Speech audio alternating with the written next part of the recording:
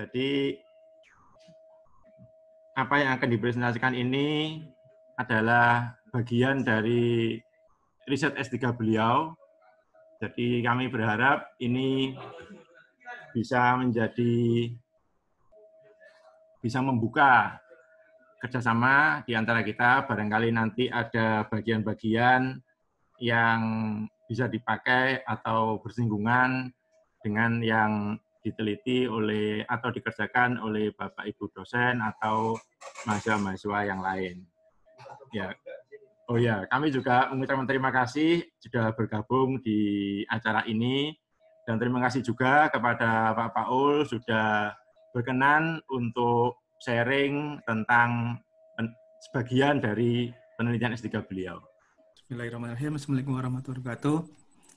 Terima kasih Pak Diki atas perkenalannya. Jadi pada kesempatan ini saya akan mempresentasikan sebagian dari riset saya. Namun ini juga risetnya Pak Diki karena juga Pak Diki terlibat. Sedikit perkenalan lanjutan. Jadi mungkin tadi tidak disebutkan asal dari mana. Saya orang Gresik. Kemudian jika ada keperluan email. Kemudian ini sedikit informasi atau saya anggota namanya F and verifications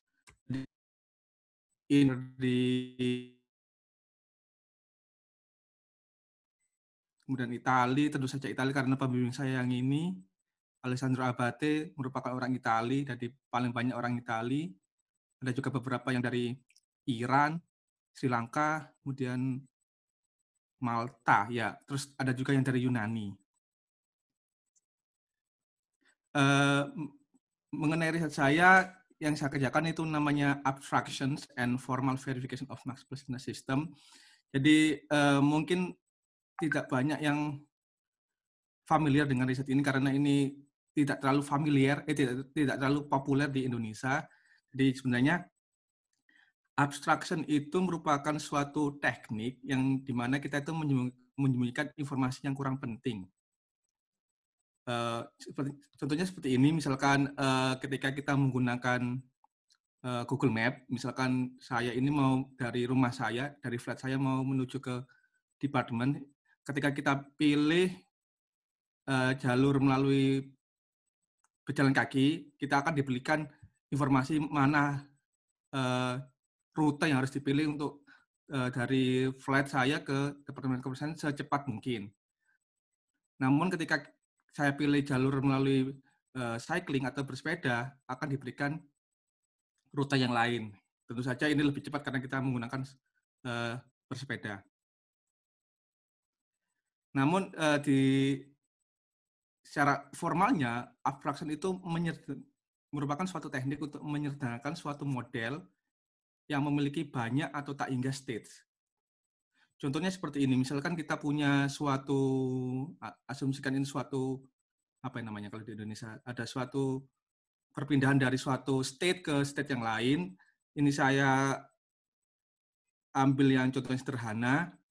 Kemudian abstraction itu intinya ketika kita punya beberapa state yang banyak sekali ataupun tak hingga, kita bisa mengelompokkan beberapa state menjadi satu. Jadi misalkan ini ada 16 state. Ini saya kelompokkan menjadi 4 kelompok besar. Jadi ini kelompok pertama, kedua, ketiga, keempat. Kemudian ini panah artinya kita bisa pindah dari satu state ke state yang lain. Nah sekarang karena kita sudah mengkelompokkan ini menjadi 4, yang ini misalkan kita mau membuat suatu transition dari yang sebentar.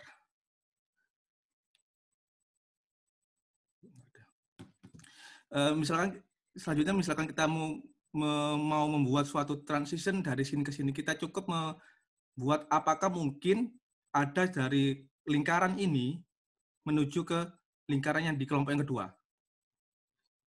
Jadi pada akhirnya kita bisa menyederhanakan yang kompleks ini sebenarnya tidak terlalu kompleks menjadi yang lebih sederhana. Misalkan yang ini kita bisa dari yang biru, dari yang hijau ini kita bisa ke sini karena ada paling tidak satu di kelompok yang sama menuju di kelompok yang lain. Nanti akan saya lanjutkan lagi, ada sedikit tambahan. Kemudian apa itu formal verification? Formal verification itu suatu prosedur untuk mengecek apakah suatu model memenuhi suatu spesifikasi. Namanya formal sebenarnya ini bahasa lebih ke computer science, di mana formal di sini menyenangkan bahwa ada suatu format matematika teknik yang formal, yakni model checking, bounded model checking, ataupun probabilistic model checking.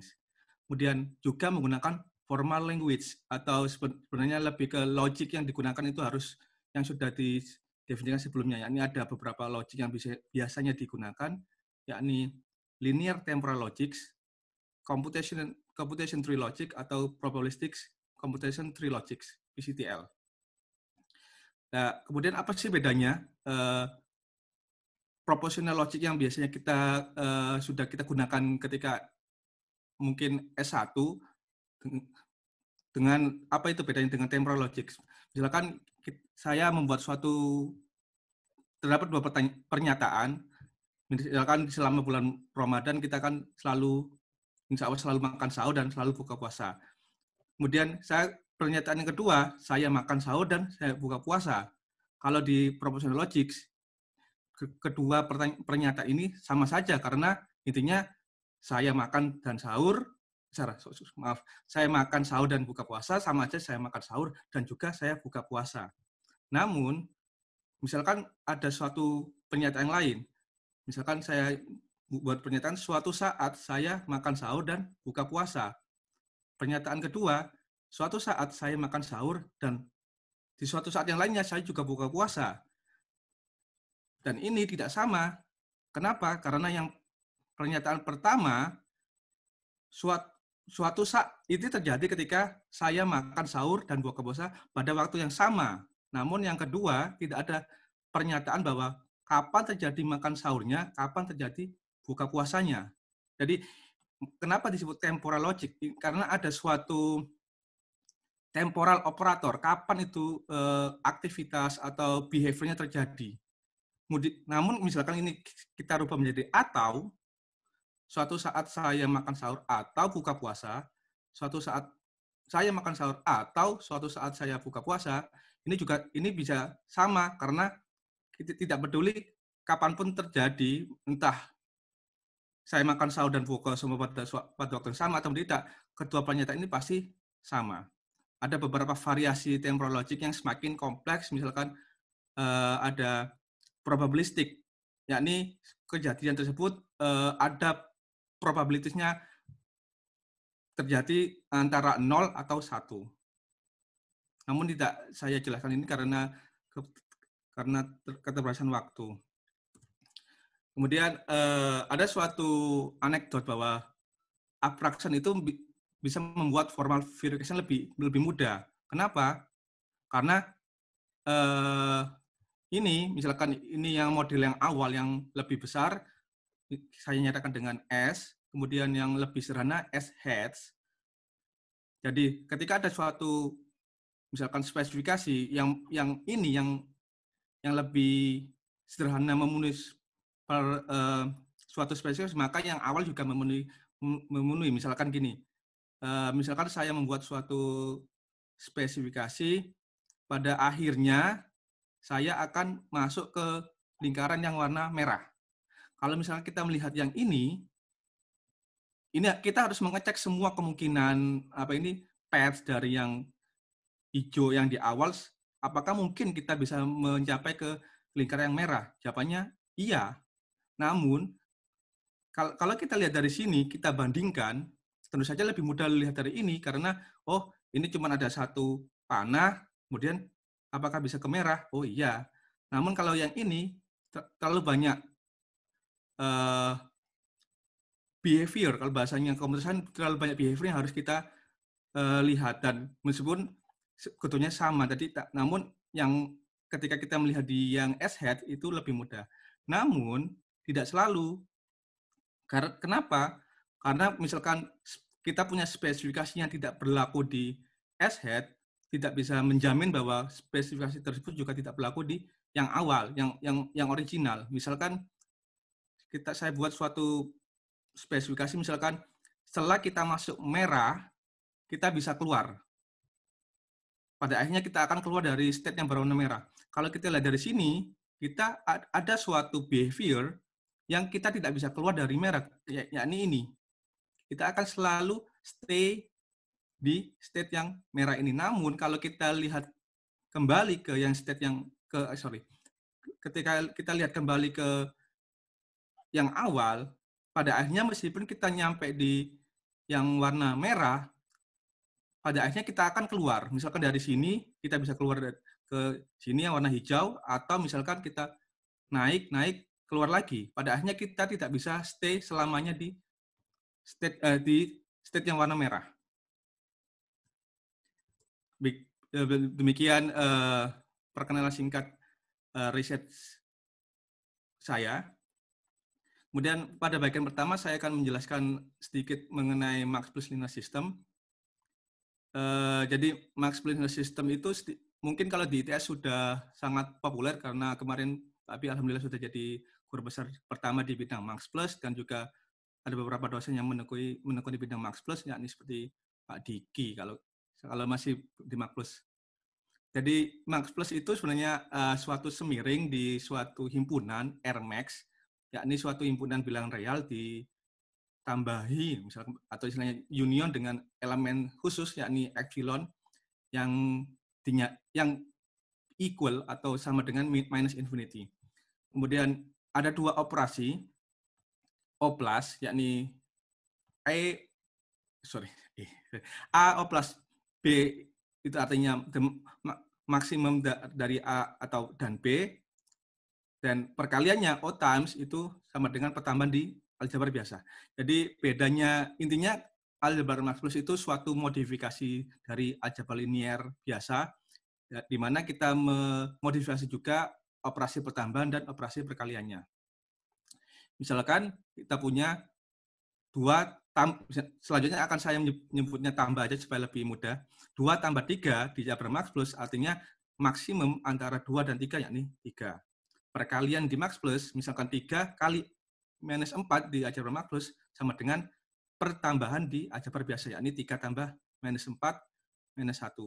Kemudian misalkan kita punya ini, seperti biasa kalau di aljabar linear, operasi perkaliannya didahulukan, jadi 3 kali 4 di aljabar Max Plus itu 4, kemudian 4 tambah 3 kali 4 itu 7 karena ditambahkan, kemudian maksimum antara 7 dengan 5 itu 7. Dan ini juga bisa digunakan untuk perkalian matriks.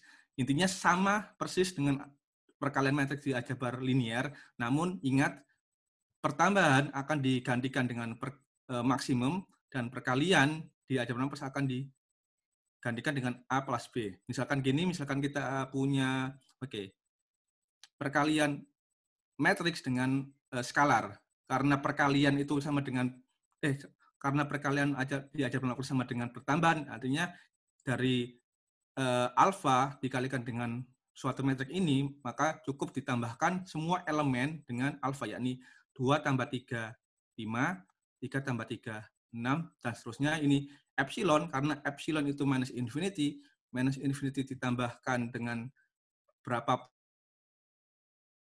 pun, kemudian pertambahan matriks di aljabar Max Plus, 2, misalkan kita punya A tambah B, kita punya 2 tambah 1, itu sama dengan 2, karena 2 lebih besar dari 1, 3 tambah 2, 3, kemudian 5 tambah minus 3, 5, dan seterusnya.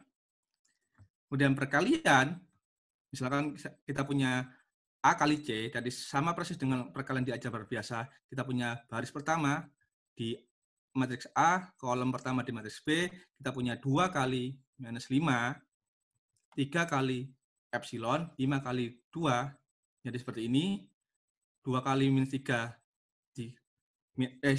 maaf, 2 kali min 5 sama dengan minus 3, 3 kali epsilon sama dengan epsilon, kemudian 5 kali 2 sama dengan 7. Kemudian kita ambil maksimum antara 3 bilangan ini, dan pada akhirnya hasil perkalian matriknya seperti ini. Kemudian khusus untuk metrik yang ukurannya persegi, kita bisa mendefinisikan suatu perkalian, suatu power atau pangkat dari metrik seperti biasa di aljabar Max Plus. Ini kita nyatakan seperti ini. Bedanya supaya untuk membedakan dengan di aljabar linear kita ada simbol O plus O times-nya untuk di pangkatnya. Kemudian graf, dari untuk setiap matriks persegi kita bisa membuat suatu graf berbobot dan berarah dengan vertex dari 1 sampai n.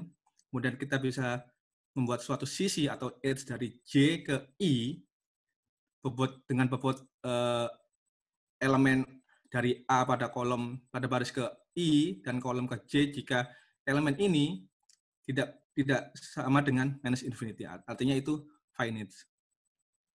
Kemudian matriks tersebut disebut irreducible jika grafnya strongly connected. Apa itu strongly connected? Strongly connected itu jika dari setiap sisi di graf tersebut kita bisa membuat suatu patch atau patch. Saya lupa. Kita bisa membuat satu patch dari untuk setiap sisi vertex J ke I. Kemudian ini kalau di Max Plus kita sebut ada golden rule-nya untuk matriks yang irreducible, yakni eigenvalue dari A selalu tunggal, yakni lambda itu selalu sama dengan maksimum average weight, artinya kita hitung semua sirkuit di graf tersebut dan kita ambil bobot maksimum bobot rata-ratanya dan yang paling besar itu merupakan eigenvalue. Kemudian power dari matriks tersebut juga pasti akan memenuhi seperti ini. Jadi pangkat dari matriks tersebut pada saat K plus C terdapat K0 dan C sedemikian ini terpenuhi. Kemudian K0 ini disebut transience dan nilai terkecil dari C akan disebut cyclicity. Nanti akan ada contoh yang untuk lebih mudah. Kemudian apa itu Max Plus Linear System? Jadi Max Plus Linear System itu suatu discrete event system didefinisikan dengan aljabar Max Plus dengan persamaan ini. Kalau saya mencoba menghubungkan, ini mirip dengan mata kuliah sistem linear di S1, yakni ada suatu persamaan XK sama dengan A dikalikan dengan suatu matriks X pada counter K-1. Bedanya kalau ini perkalinya di aljabar Max Plus. Seringnya kalau di aljabar Max Plus, vektornya ini menyatakan variabel waktu, karena kebanyakan aplikasi dari Max Plus ini berhubungan dengan suatu model di mana variabel waktu itu sangat penting, yakni seperti transportasi, penjadwalan, atau manufacturing. Tapi ada juga beberapa aplikasi di bidang biologi meskipun tidak terlalu banyak. Kemudian selama saya studi di sini, karena saya di Departemen Kebersihan, saya menemukan beberapa intersection atau kolaborasi Max Plus linear system dengan beberapa topik di computer science seperti Max Plus automata, Max Plus based neural network. Jadi ini modifikasi dari machine learning atau neural network dengan menggunakan Max Plus operations. Kemudian ada juga perceptron yang menggunakan aljabar Max Plus. Ya, ini yang biasanya disebut Max Plus perceptron.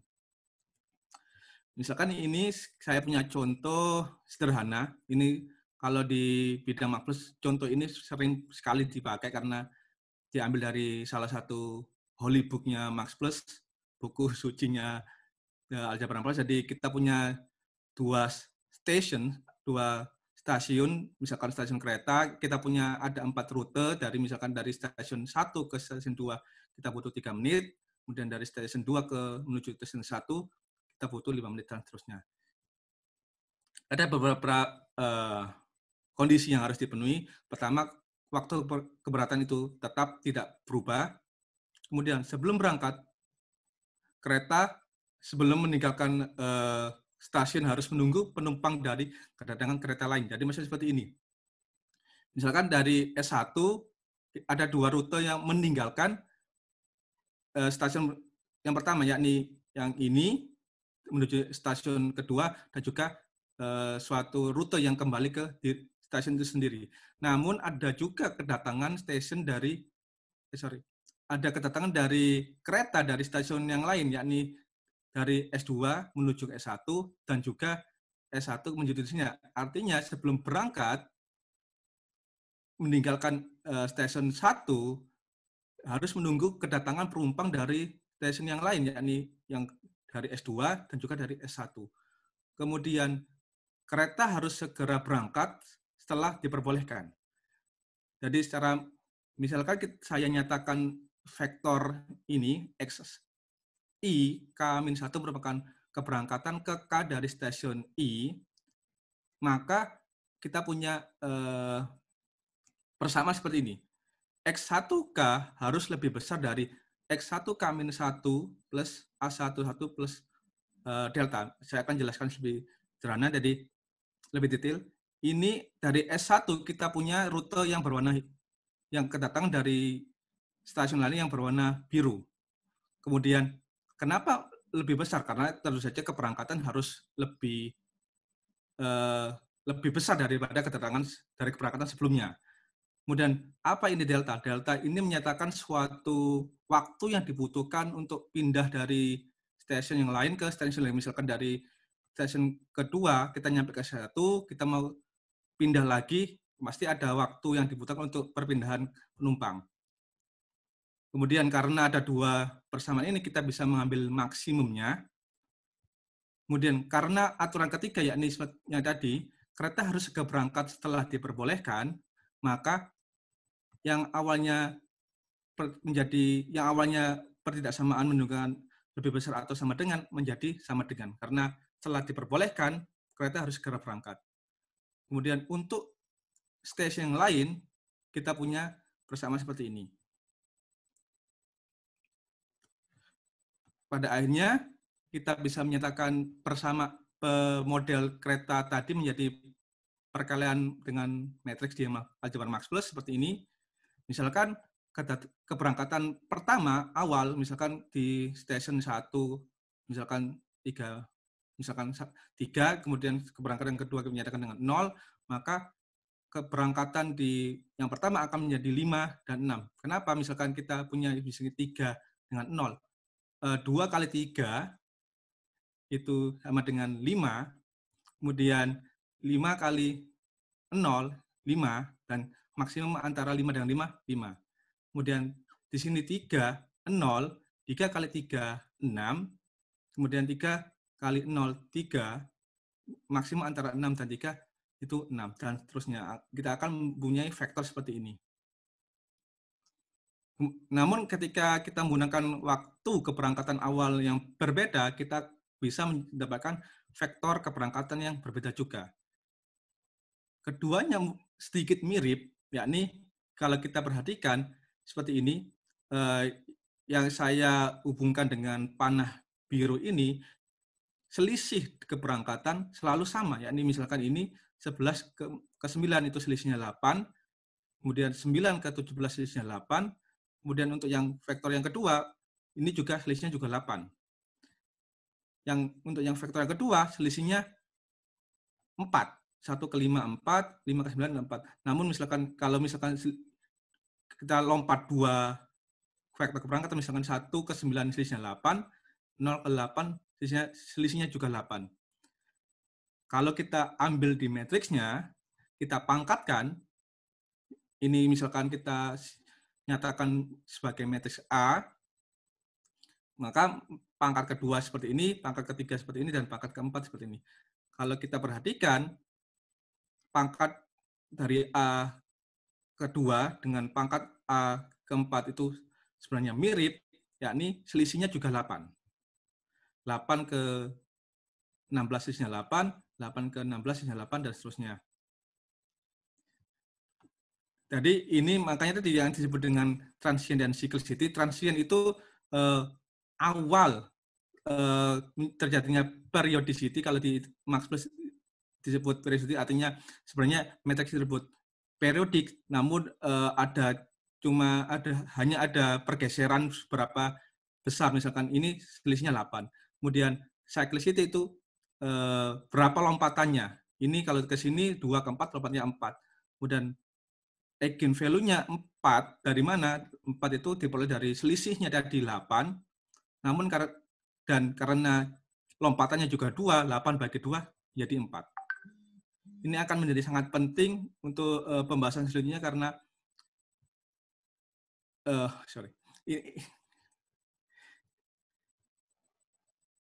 kemudian bagian kedua saya akan menjelaskan apa itu reachability analysis of Max Plus linear system. Jadi problemnya seperti ini, misalkan kita punya suatu MPL system yang akan seperti ini. Kita punya initial set itu beberapa pilihan dari vektor awal, kemudian target set itu suatu himpunan yang apakah mungkin dari initial set ini kita bisa menuju ke sini. Artinya kita bisa memilih suatu vektor kedatangan awal atau keberangkatan awal dari dx, pada akhirnya kita hitung vektor x1, artinya kita kalikan dari sini, kita dapatkan x1, kita dapatkan x2, apakah mungkin pada akhirnya terdapat suatu bilangan n, sehingga xn ini berada di target set. Ini juga ada hubungan dengan safety analysis, kebalikannya, yakni apakah mungkin kita menghindari unsafe set. Jadi yang tadi namanya target set, kita sebut unsafe set, artinya kita tidak boleh masuk sini. Apakah mungkin dari semua kemungkinan vektor di sini, kita hitung image-nya, kita tidak pernah masuk atau entering this set.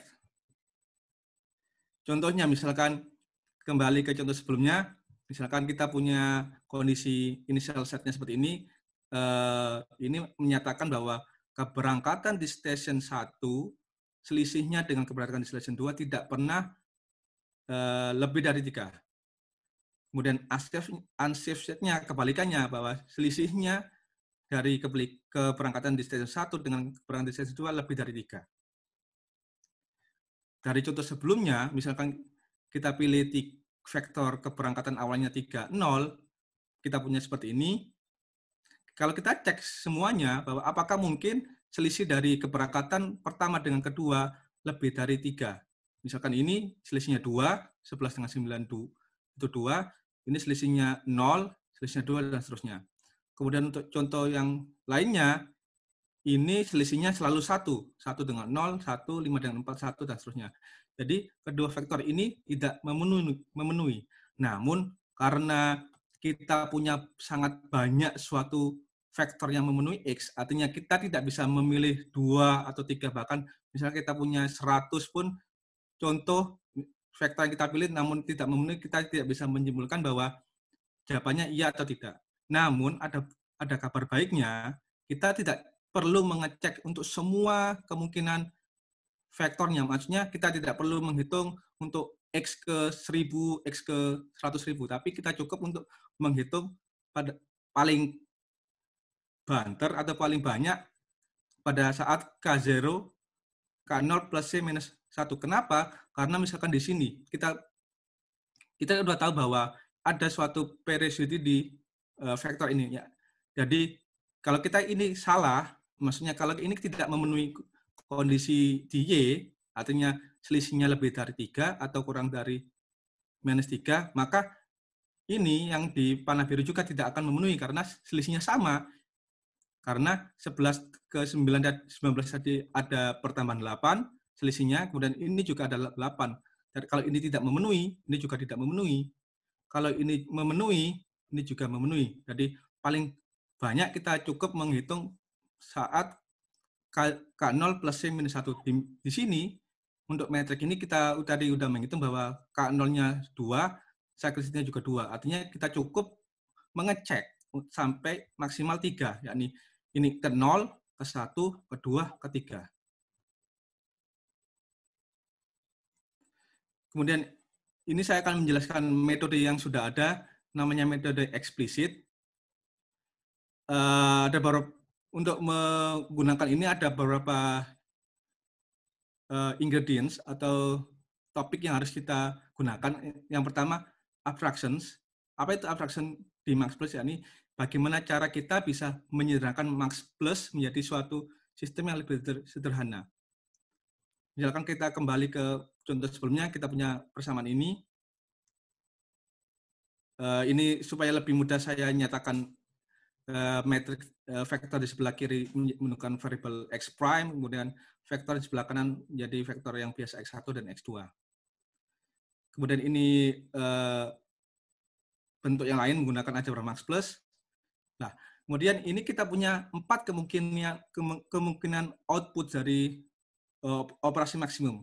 Misalkan x1, jadi karena maksimum kita cukup menghitung semua kemungkinan kapan x1 plus 2 lebih besar, kapan x2 plus 5 lebih besar, dan begitu juga untuk baris kedua.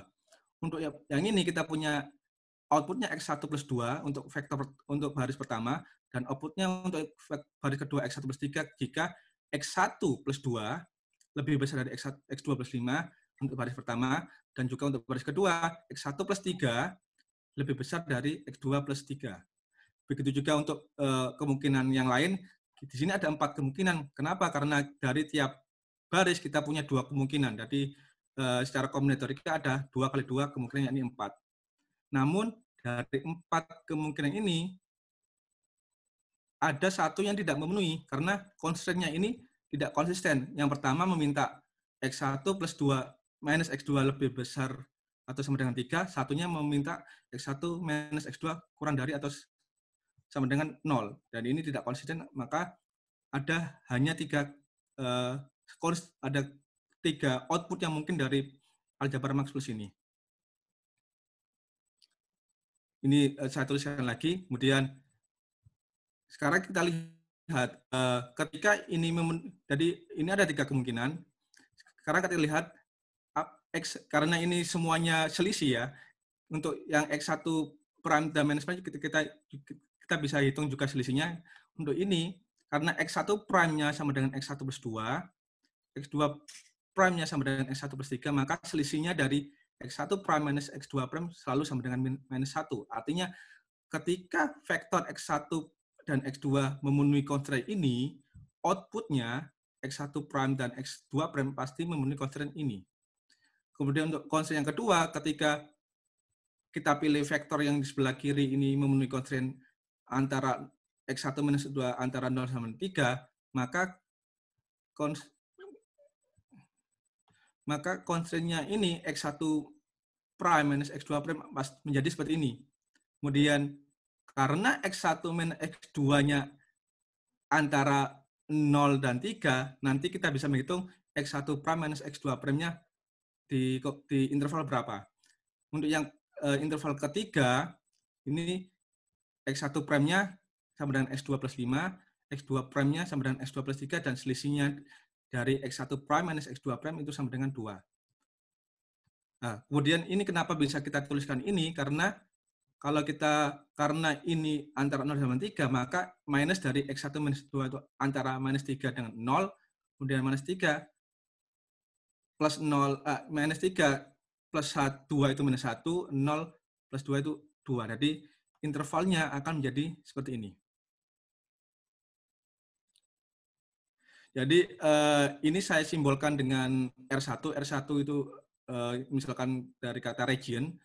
Jadi dari Max Plus ini kita punya 3 kemungkinan region yang dari vektor yang sebelah kiri. Kemudian image-nya, jadi semua himpunan semua image dari seperti A kali X untuk semua X di R1 bisa dinyatakan sebagai himpunan seperti ini.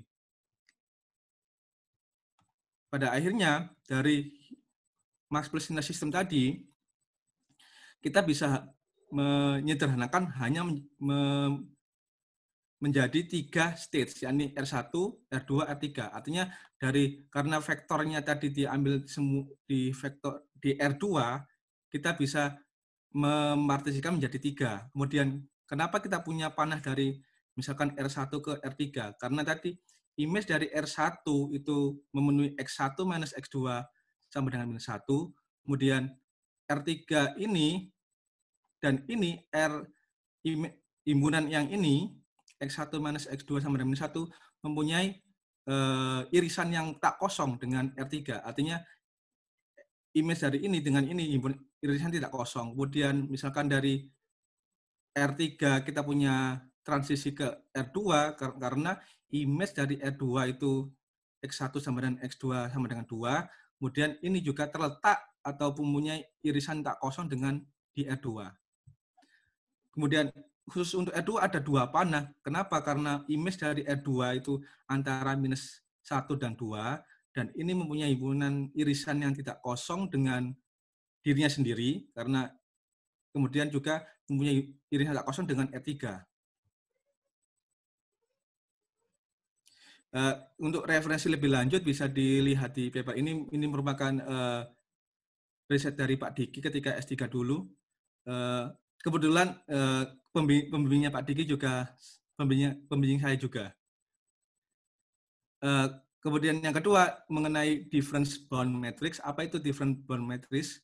Jadi biasanya digunakan untuk sebagai data structure untuk merepresentasikan suatu region atau suatu himpunan, di mana di DBM itu didefinisikan seperti ini adalah irisan dari himpunan yang didefinisikan sebagai pertidaksamaan X1 minus XJ, di mana ini simbolnya bisa menjadi lebih besar atau lebih besar dan sama dengan dan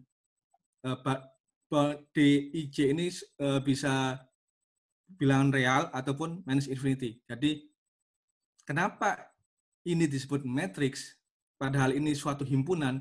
Karena biasanya DBM itu dinyatakan sebagai matrix. Misalkan seperti ini, kita punya himpunan ini X seperti ini, karena irisan itu sama dengan dan, maka ini suatu DBM. Namun kalau ini atau, ini bukan DBM, tapi union atau gabungan dari 2 DBM. Misalkan seperti ini. Nah, kenapa disebut DBM? Karena dinyatakan sebagai matriks. Misalkan kita punya X1 minus X2 lebih besar sama dengan min 3, kita punya matriks, ini posisi di baris pertama, kolom kedua minus 3 sesuai dengan batasnya. Kemudian ini kita punya X1 minus X2 kurang dari sama dengan 3, atau kita balik, X2 minus X1 lebih besar atau sama dengan minus 3. Jadi kita punya minus 3 di posisi baris kedua, kolom ke-1. Kemudian untuk diagonal, karena kita punya X1 minus X1 sama dengan 0, maka kita boleh selalu memasang atau menuliskan elemen di diagonal menjadi 0. Kemudian matriks yang kedua menyatakan simbol dari ininya pertidaksamaannya, apakah kita pakai pertidaksamaan yang strict atau yang non strict. Jadi satu ketika ininya menggunakan equality tadi lebih besar atau sama dengan, ketika ini kita gunakan lebih besar saja kita pakai 0. Jadi ini karena semuanya pakai menggunakan lebih besar atau sama dengan, maka semua elemen dari matriks yang kedua itu 1. Kemudian untuk ini yang Y kita punya 2 DBM, yakni yang ini. Karena kita punya X1 minus X2 lebih besar 3, kita gunakan 3 di sini. Namun karena tidak ada batasan untuk X2 dan minus X1, kita boleh memasang minus infinity. Kemudian karena pertidaksamanya menggunakan yang strict, maka elemen di vektor yang kedua, matriks yang kedua, pada baris ke pertama dan kolom kedua 0. Dan ini juga untuk DBM kedua, X1 minus X2 kurang dari minus 3.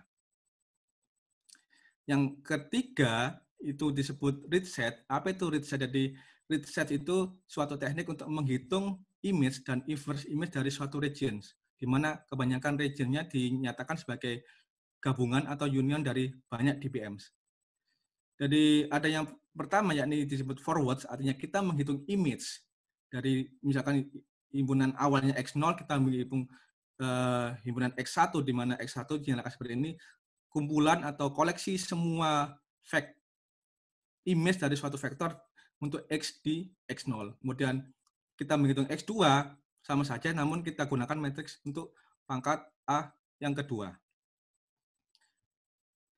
Satunya lagi disebut backward. Backward itu kebalikan dari forward, artinya kita menghitung bukan image-nya, malah inverse image-nya. Jadi biasanya untuk membedakan antara forward dan backward kita menggunakan subscript negatif, karena untuk memudahkan bahwa ini menghitungnya mundur atau menghitung inverse image-nya. Jadi semua kemungkinan inverse image dari X0 untuk misalkan X minus K, artinya kita semua vektor di Rn, di mana ini perkalian ini hasilnya di X0.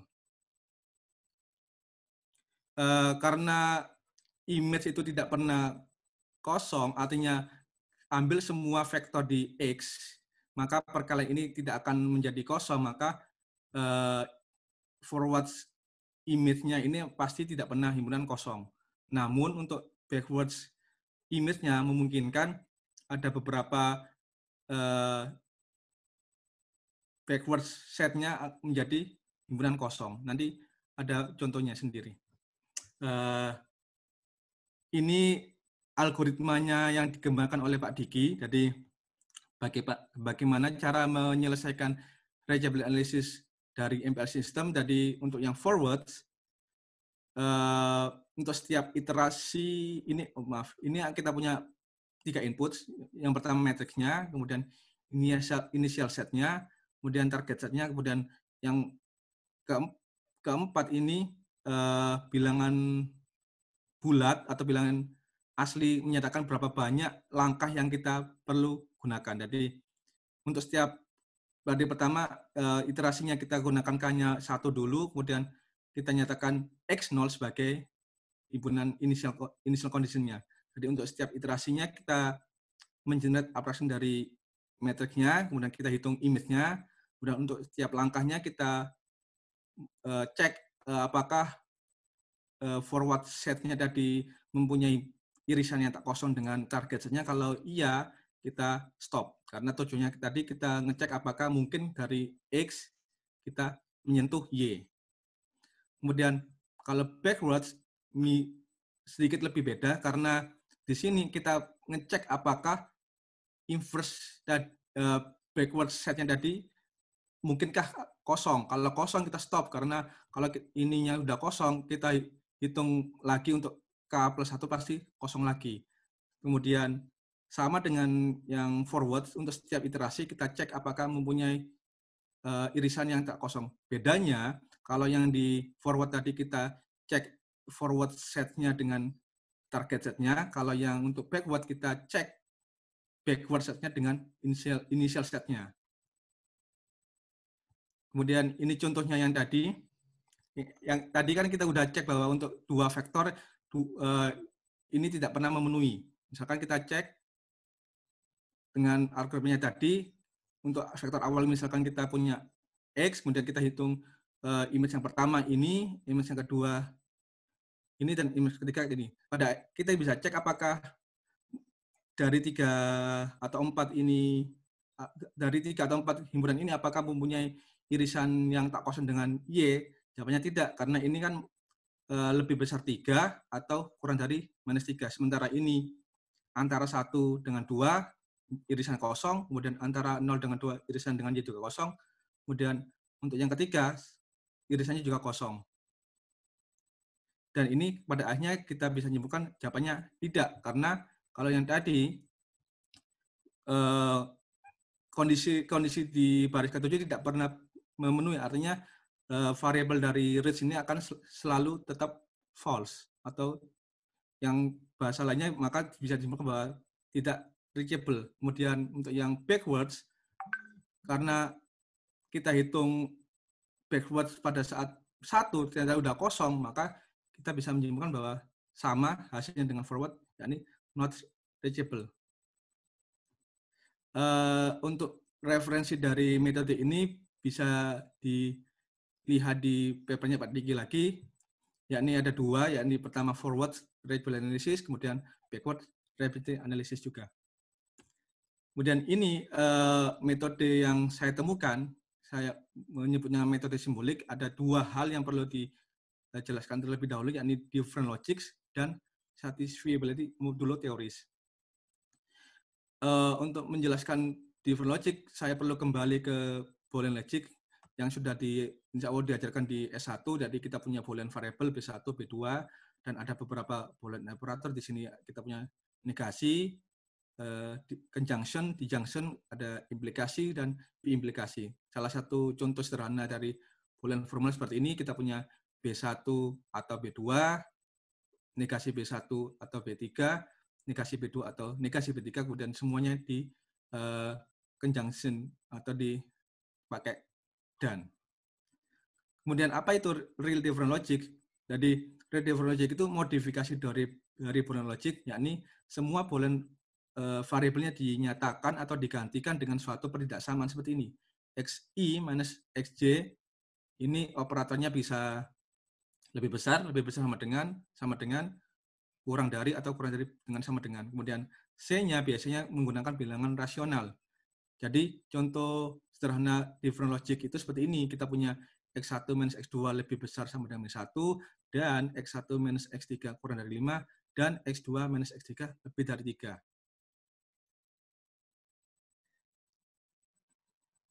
Selanjutnya, apa itu satisfiability modulo theory? Jadi kalau di computer science, satisfiability modulo theory atau lebih sederhana disebut SMT singkatannya, itu mengecek apakah kita punya suatu formula F terhadap suatu logical teoris tertentu itu memenuhi atau tidak. Jika F tersebut memenuhi, artinya ada suatu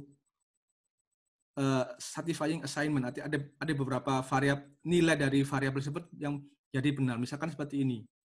Kita punya Boolean formula seperti ini, apakah kita mungkin bisa menemukan semua kemungkinan dari B1 kan bisa antara true atau false. Jadi apakah mungkin ketika kita substitusi nilai B1, B2, B3 sehingga formula ini menjadi benar. Ini jawabannya iya, karena misalkan kita pilih B1-nya true, B2-nya false, dan B3-nya true, kita punya yang ini pertama true atau false itu true, negasi dari B1 false, kemudian B3 berarti true karena ini juga true, maka kemudian yang ketiga negasi dari B2 itu false, negasi dari B2 itu true, kemudian negasi dari B3 itu false. Namun kita pakai atau false, true, jadi semuanya ini menjadi benar, yakni true. Contoh yang lain, misalkan kita punya persamaan atau formula B1 dan negasi B1, tentu saja ini sudah sangat jelas bahwa ini tidak mungkin kita bisa menemukan suatu nilai dari B1 sehingga ini menjadi benar. Yakni ketika kita B1-nya true, maka true dan false itu false. Kalau kita pilih B1-nya false, kita punya B1 berarti false dan true itu tetap false.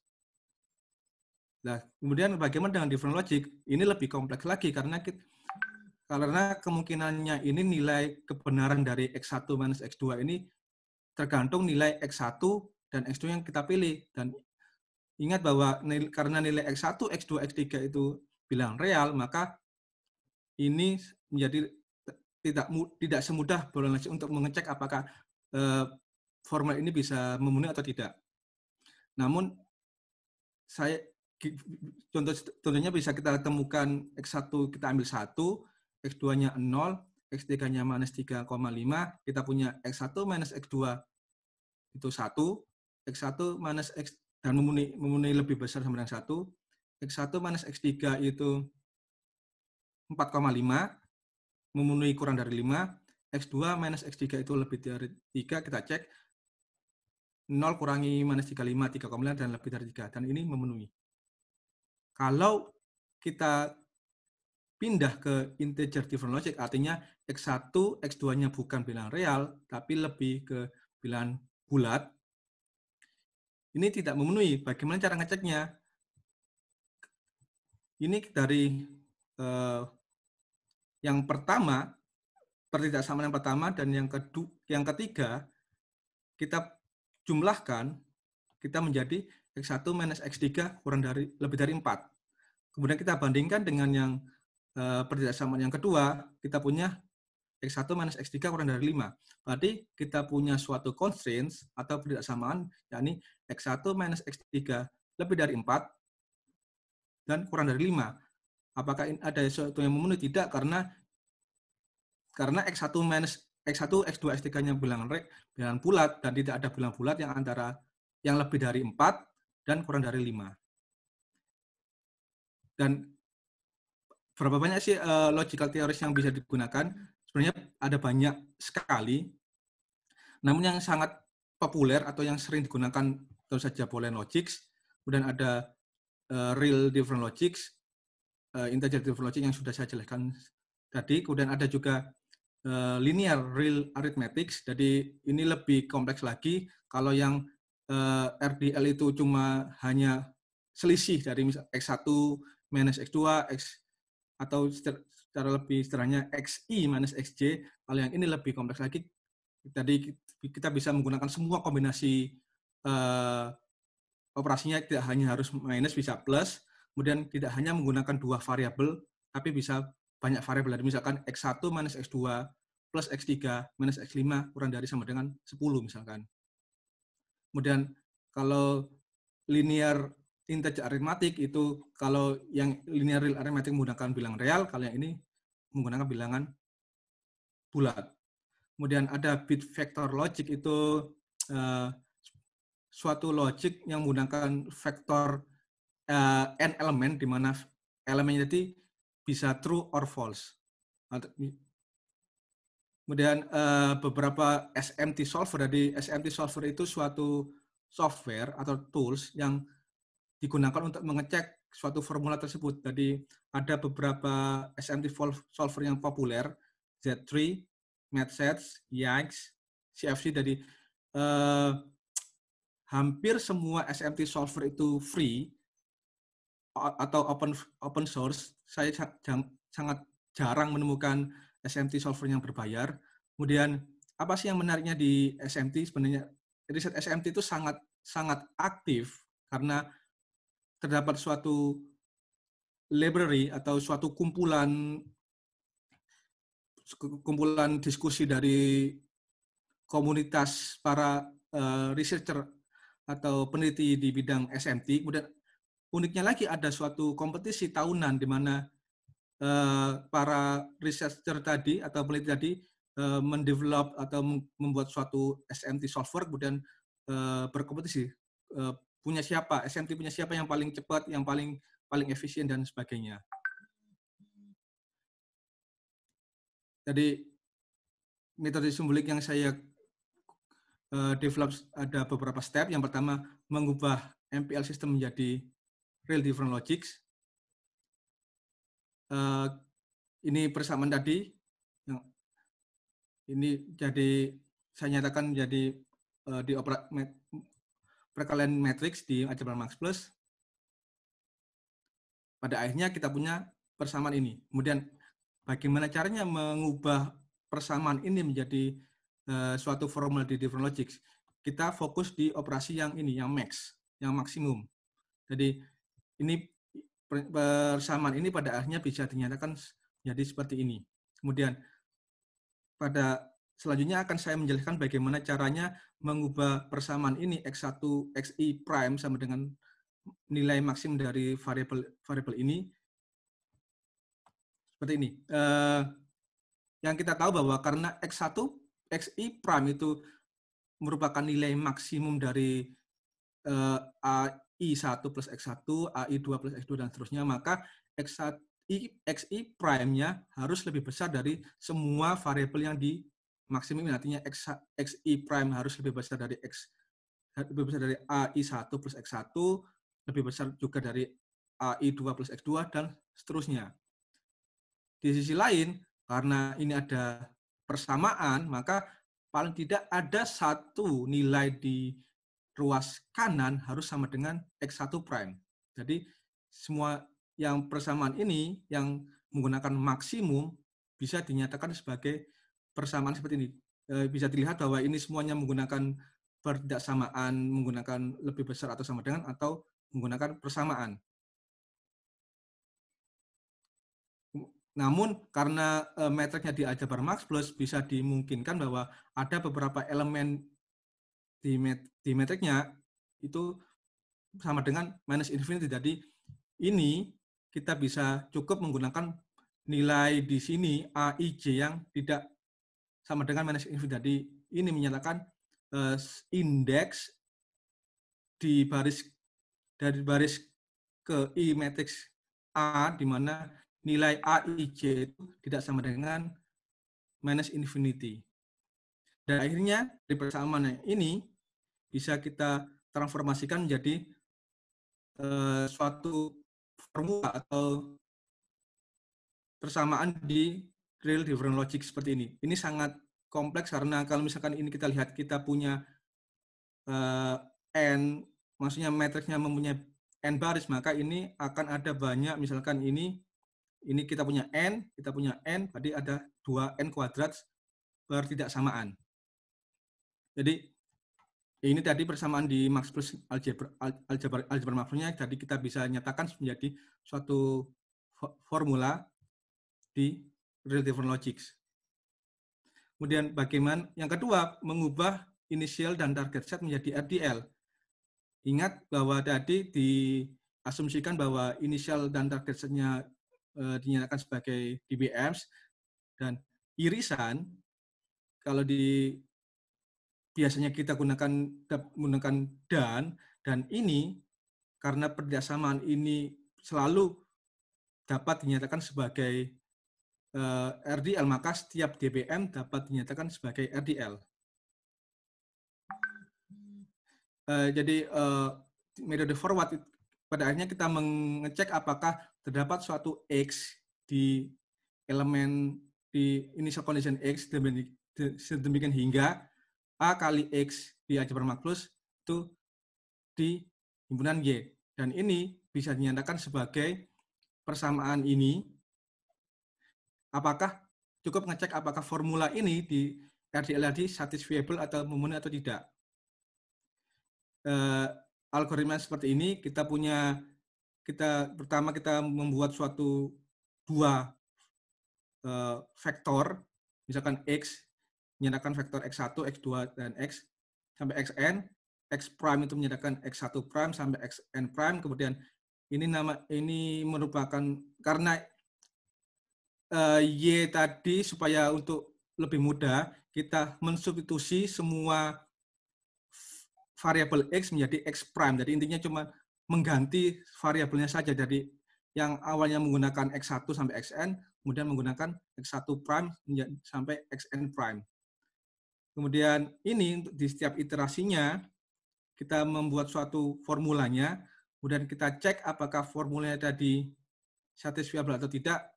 Kalau iya, kita ganti nilai dari reach atau variable reach menjadi true dan kita stop.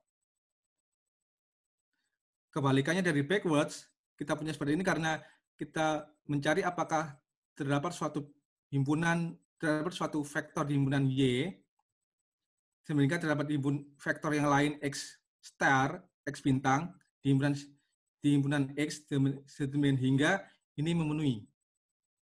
Dan ini bisa dinyatakan sebagai seperti ini. Kita punya Y, kemudian kita punya formula di real different logic tadi. Namun bedanya kalau di forward tadi kita punya X di X kecil, kita punya X Y prime di X prime. Yang ini dibalik posisinya karena kita tadi menghitung image. Jadi ini kan himpunan Y-nya dinyatakan sebagai di variabel di X, kemudian himpunan X star-nya dinyatakan di vektor X star. Jadi karena kalau perbedaan dengan forward tadi, backward itu posisinya ditukar. Jadi ini untuk beberapa step yang awal sama. Jadi untuk bedanya kalau di backwards, X-nya yang diganti. Jadi kita substitusi semua variabel X besar di X X kecil ini menjadi X bintang. Selanjutnya untuk setiap iterasinya kita membuat formula yang seperti ini. Kemudian ada 2 step. Kita cek apakah formula yang ini unsat, artinya ini tidak memenuhi, artinya image dari Y, inverse image dari Y itu tidak ada atau bilang kosong, maka itu sama dengan unsat, kemudian kita stop. Yang cek yang kedua, kalau kita formula ini memenuhi, maka kita juga stop, namun nilai dari variable range-nya diganti true dan kita bisa keluar dari iterasi ini. Kemudian yang terakhir, yang selanjutnya saya membandingkan metode yang eksplisit dan simbolik. Jadi eksperimennya saya mengenerate 20 matriks di algebra Max Plus yang irreducible. Kemudian tiap barisnya terdapat M elemen hingga, yakni yang tidak sama dengan minus infinity. Elemen hingga dari matriks A tadi dipilih secara acak antara 1 sampai dengan 2. Dan posisi dari elemen matriks A juga dipilih secara acak. Jadi hasil eksperimen seperti ini. Kita punya ini algoritma 1, kedua yang tadi menggunakan metode eksplisit, algoritma 3 dan 4 menggunakan simbolik. Kemudian ini merupakan running time rata-rata running time-nya dari 20 eksperimen. Kemudian ini kolom terakhir menyatakan berapa banyak eksperimen yang hasilnya true, yakni dari 20 tadi, ini contohnya ada 7 eksperimen yang menghasilkan true. Jadi ini bisa dilihat semakin besar N-nya, maka semakin sangat meningkat drastis running time-nya. Kemudian untuk ketika nilai M-nya diperbesar juga, untuk nilai misalkan kita bandingkan dengan ini pada saat M untuk N yang sama 888, ternyata juga ketika kita semakin besar nilai M-nya, running time-nya juga meningkat. Dan ini untuk dimensi 9, untuk algoritma pertama sekitar 7 menit, algoritma kedua sekitar berapa ini?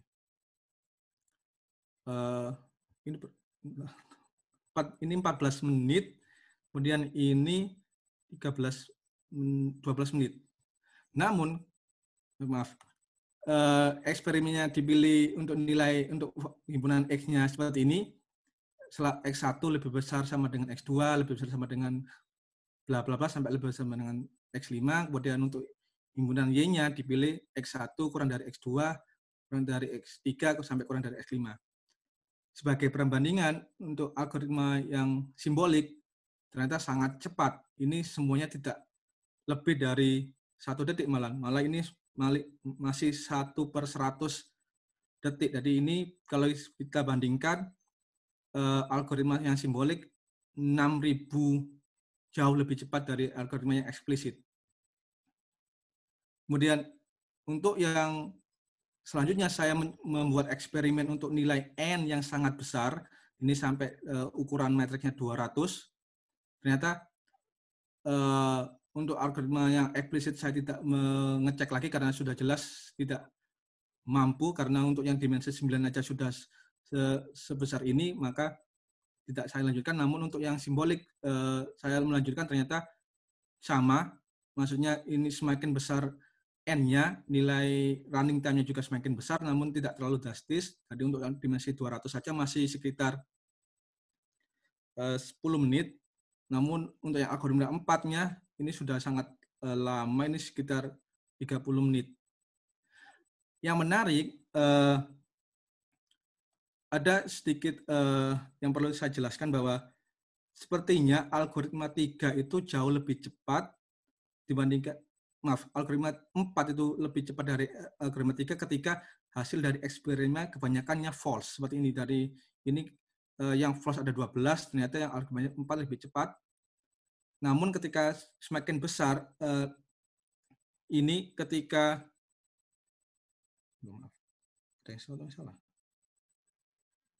untuk yang ketika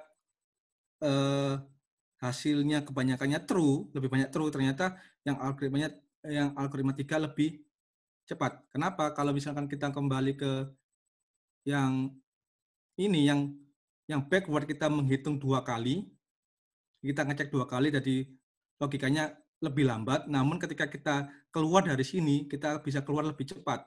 Jadi ketika hasilnya false, kemungkinan bahwa yang algoritma 4 lebih cepat. Namun ketika untuk algoritma 3, karena checkingnya cuma ada 1 kali dan kita mengharapkan reach-nya itu true, maka ketika hasilnya true, maka algoritma 3 lebih cepat dari algoritma 4.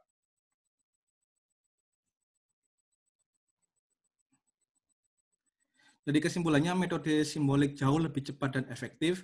Ada beberapa alasan. Yang pertama, abstraksi dari MPL sendiri itu sangat mahal atau kompleksitasnya sangat eksponensial. Jadi semakin besar dimensinya, maka semakin lambat untuk mengabstraksi MPL sistem. Kemudian menghitung reach set-nya juga memiliki kompleksitas yang eksponensial. Di sisi lain, metode simbolik tidak menggunakan abstraksi, kemudian RDL itu lebih ringan dibandingkan DBM. Maksudnya lebih ringan karena yang tadi kita sudah saya jelaskan sebelumnya, DBM itu dinyatakan sebagai matriks, jadi semakin banyak metriknya akan semakin berat. Di sisi lain, RDL biasanya dituliskan menjadi string. Jadi misalkan yang tadi mana ini aja.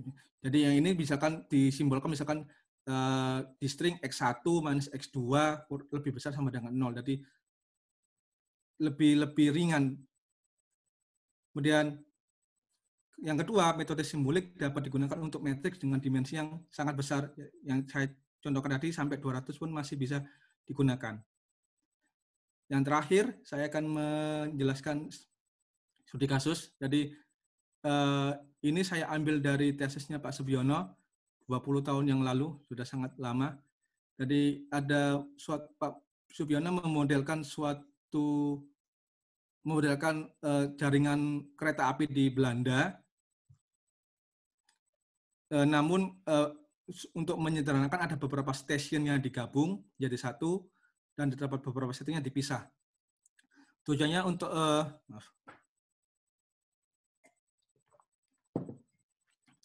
untuk membuat model yang di Maples itu sedekat mungkin dengan kenyataannya di dunia nyata. Kemudian setelah disederhanakan terdapat 562 rute, kemudian terdapat 214 stasiun. Jadi ini dimensinya cukup besar. Kemudian saya mencoba bereksperimen mengecek misalkan yang pertama dari initial set-nya seperti ini, apakah bisa mencapai target set-nya yang ini. Output dari algoritma yang ketiga dan keempat sama-sama false, namun algoritma 4-nya jauh lebih cepat. Jadi yang algoritma 3 hampir setengah jam, kemudian yang algoritma 4 cukup 10 detik.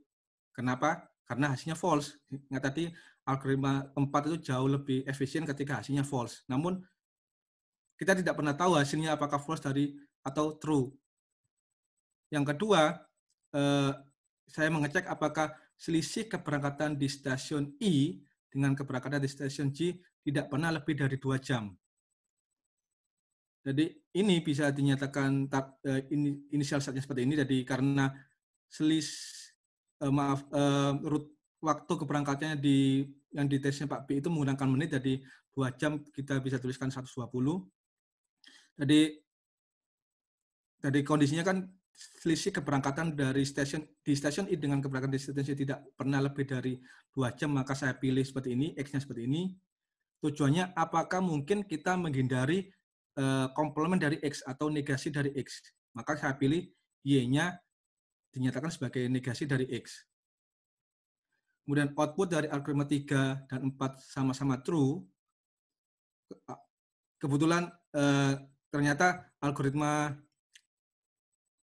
4-nya ternyata lebih besar, lebih cepat meskipun hasilnya true. Nah, karena hasilnya true artinya dari X kita bisa mencapai Y. Padahal tujuannya tadi apakah mungkin kita dari X menghindari Y, maka jawaban dari permasalahan yang ini itu tidak memenuhi, artinya false. Demikian yang bisa saya presentasikan, saya kembalikan lagi ke Pak Diki. Ya, terima kasih Pak Paul atas presentasinya. Nah, sekarang masuk ke sesi tanya-jawab. Barangkali ada yang mau didiskusikan, silahkan bisa raise hand.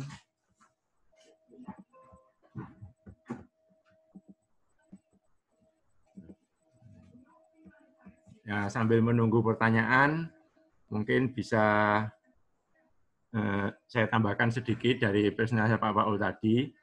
Jadi yang dipresentasikan Pak Paul tadi itu adalah tentang formal verification atau verifikasi formal. Verifikasi itu intinya adalah kita punya suatu model, kita ingin tahu apakah model itu memenuhi suatu kriteria. Nah, sebelum ada verifikasi, cara mengeceknya dengan melakukan simulasi sebanyak mungkin. Akan tetapi, ketika kita melakukan simulasi, meskipun simulasi itu benar katakanlah 1000 kali, 1.000.000 kali, kita belum bisa ngomong model itu pasti memenuhi. Karena bisa jadi pada eksperimen yang ke-1001 itu tidak memenuhi. Nah, formal verifikasi ini keuntungannya adalah ketika model itu memenuhi spesifikasi, maka dijamin secara matematis bahwa semua perilakunya, semua behavior-nya itu pasti akan memenuhi. Jadi ini merupakan suatu metode yang tidak coba-coba, tidak ini, tapi benar-benar kalau memenuhi ya memang memenuhi. Belum ada. Nah, ini biasanya diterapkan di safety critical system, misalnya alat kesehatan. Kita nggak ingin, katakanlah, laser yang dikeluarkan itu terlalu besar, karena itu nanti bisa menyebabkan, katakanlah, pasiennya terluka atau apa, biasanya seperti itu. Karena kita kan nggak mungkin nyoba ke 1.000 pasien, 10.000 pasien, dan seterusnya. Nah, biasanya seperti itu. Jadi tujuannya itu membuktikan bahwa alat yang akan kita buat itu memang benar-benar sesuai dengan apa yang kita inginkan. Oh ya, ada pertanyaan dari Pak Subhan. Sebentar.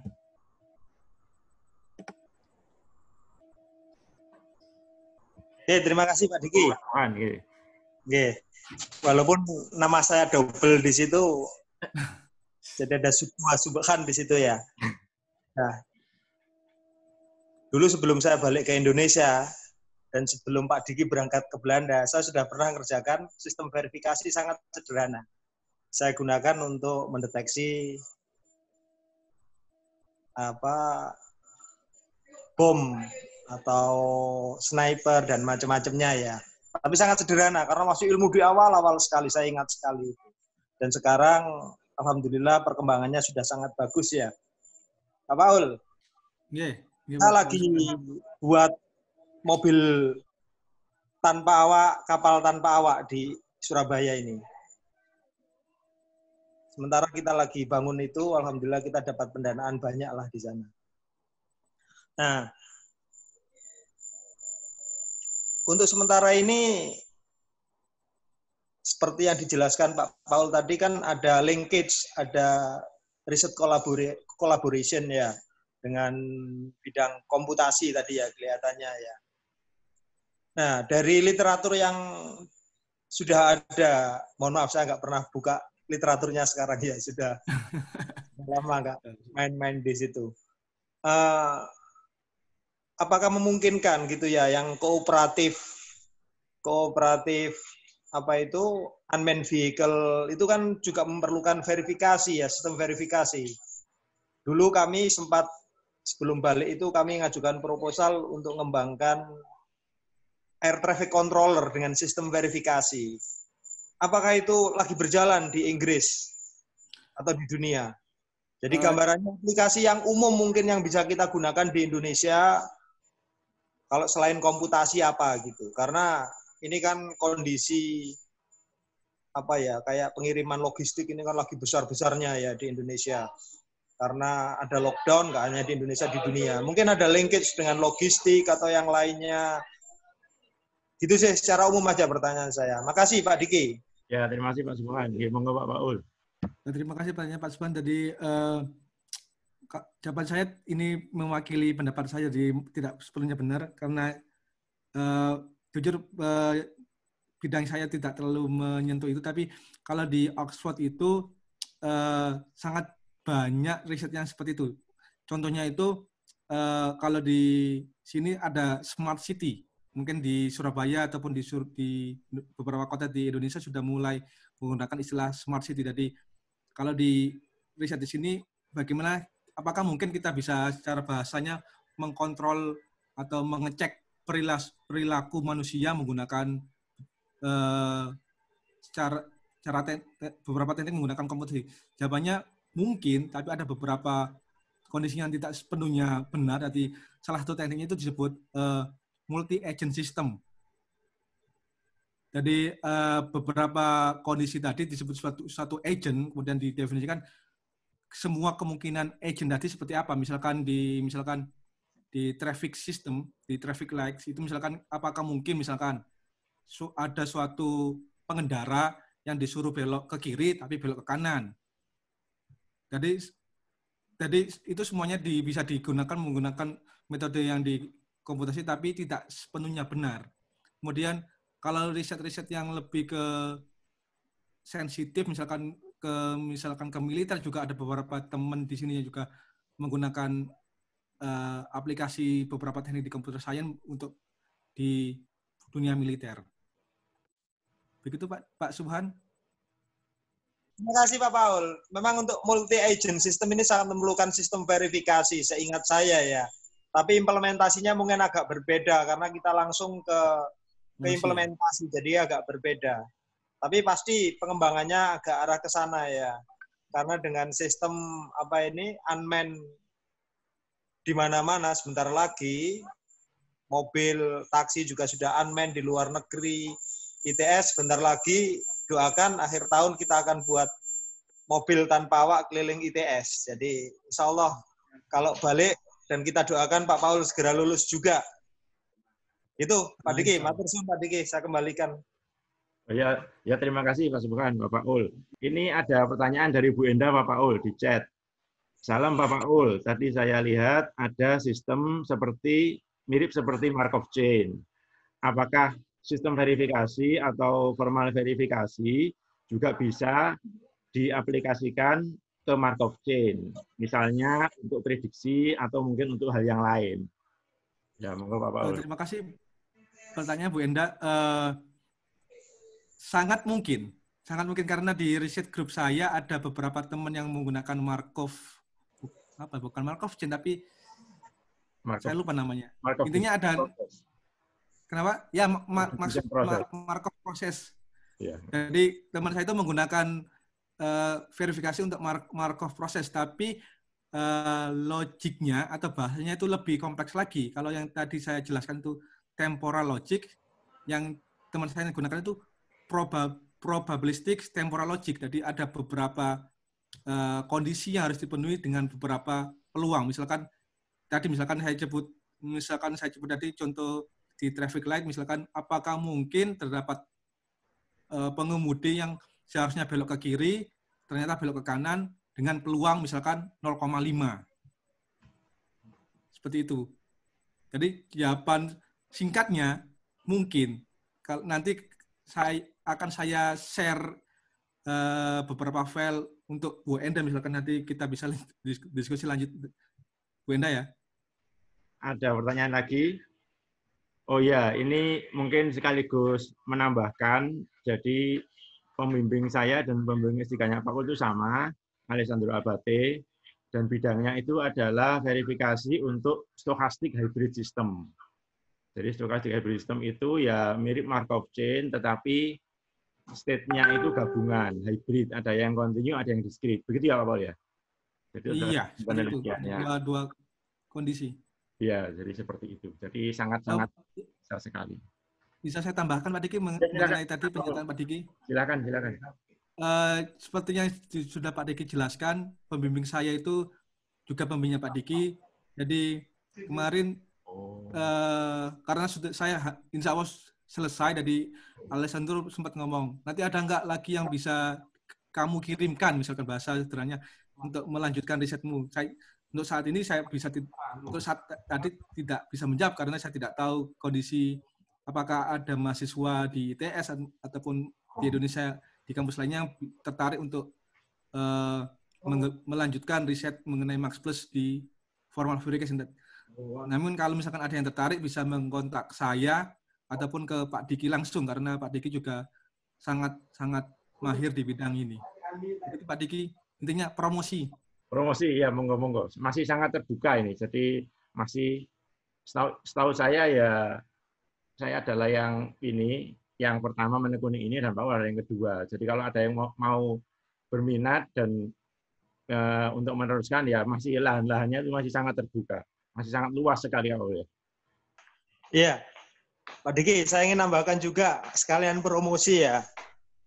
Alhamdulillah di matematika kita juga sudah buka program doktor. Bidang yang ditekuni di sini sangat relevan sekali untuk untuk sekolah di matematika ITS, karena kita juga punya link dengan Oxford, link dengan Belanda, bidang-bidang yang ditekuni ada Max Plus juga ya, ada Pak Biono. Kalau saya ngomong Pak Biono itu sudah kakeknya Max Plus. Kalau Pak Diki itu masih bapaknya kalau saya ngomong itu ya. Pak Diki ya. Oh iya Pak. Paul ini cucunya ini. Nah, selain itu kita juga bisa implementasi di sini. Kita punya unmanned vehicle, mungkin nanti bisa dilingkan. Kalau mau ke murni juga bisa. Jadi kesempatan di sini untuk mengembangkan Max Plus bisa jadi ikon dunia mungkin Pak Paul ya. Kalau Pak Paul undang balik ya, Pak Paul kan segera balik ini ya. Tokohnya udah ada berurutan, udah ada 3 ini. Monggo, beasiswa kalau nanti bisa kita carikan di grup iCar sama iBoot, insya Allah bisa kita coba, kita perjuangkan lah. Aten sih Pak Diki, terima kasih. Ya, terima kasih. Terima kasih Pak Subhan. Barangkali ada yang mau diskusi, bisa raise hand. Kalau nggak ada pertanyaan, ya mungkin bisa kita akhiri ya, karena sudah cukup kelihatannya. Terima kasih kepada semuanya yang sudah bergabung. Terima kasih juga kepada Bapak Ul yang dini hari ini sudah menyempatkan diri untuk presentasi. Ya, semoga bisa bermanfaat untuk kita semua. Dan kalau ada kurang lebihnya, kami mohon maaf yang sebesar-besarnya. Sekian, wassalamualaikum warahmatullahi wabarakatuh.